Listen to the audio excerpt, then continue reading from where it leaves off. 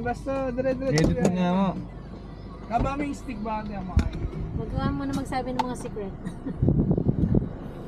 Ito yung boses na. Sabi yung mga rinig ko. Kabaming stick.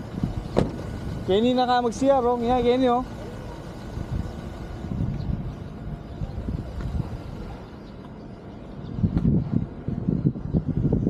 Kabaming stick boss.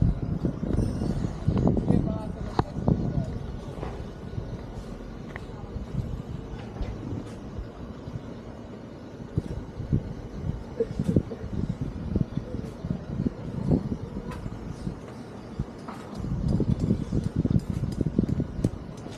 Balita. Yung ano, pero pakilala ko mamaya si Udol ko kasama ko. Yung panganay namin. Ha?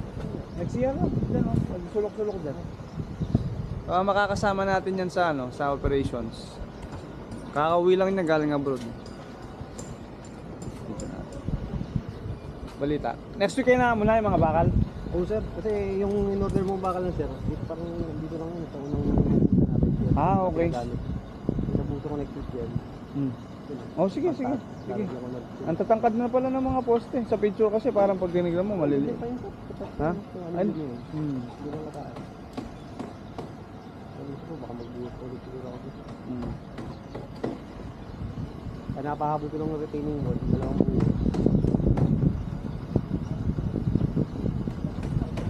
Yun yung una kong mamusan sir, sa kabila. Hindi tayo, dito. Pili tayo ng spot, hindi mainit.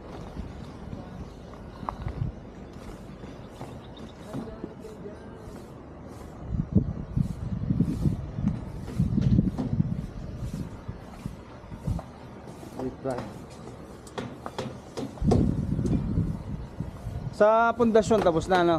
Yes sir, tie beam na lang yung natitira doon. Tie beam na lang. Yun na lang ba yung nandun? Ayun mo kahit yung isa dito sir.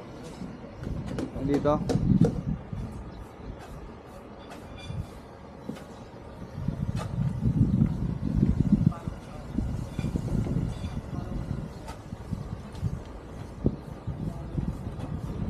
Si ano, hindi ba galing si Bang pa rin? Dumaan? Ang sabi? After lunch. Ano sabi? Minute lang naman sir. Hindi naman nagtanong na naman. Paglit lang ako kung babalik pa. Ah. Eh sabi ko, punta na rin si Sir dito mo eh. Huwag ko lang kung magpangabot kayo sir.